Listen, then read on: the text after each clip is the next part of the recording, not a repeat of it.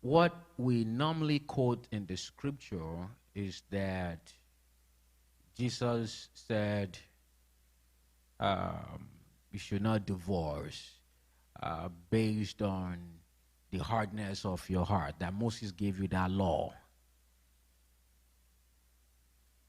But let me submit this to you.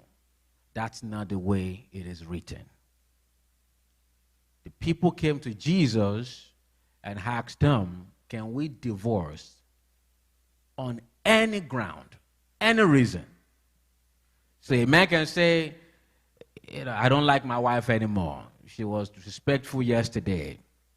She didn't cook me a good meal that I like. So whatever reason it could be, you just want to pick and drop. And Jesus said, no, you cannot do that.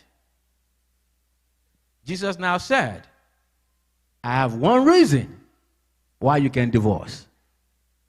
And that is infidelity. That is Jesus himself given a reason to divorce. No other reason other than infidelity. Now, if you are in that shoes, you may be happy and excited. Now I can divorce my man, or divorce my woman because of infidelity. Wait right there. Pump your brakes. You are breaking the 7th commandment. Now, we have to understand the symbolism of numbers.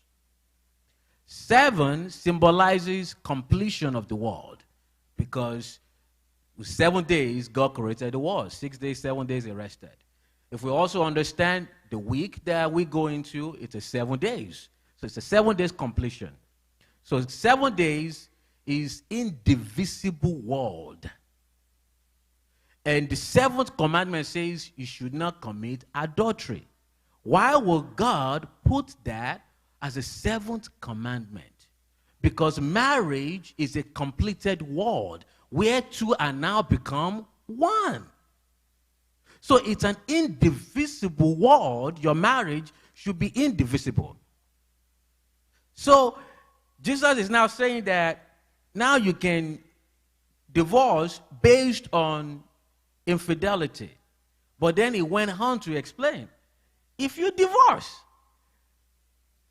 somebody that is going to marry you has committed adultery.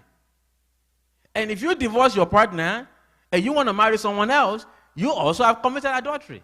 So you cannot be excited and say, Jesus gave me that law, that I'm good now. But you can marry somebody else. And I bet you 99.9% of us will say, I want to get married again. So you are breaking law and you are breaking another law to get married.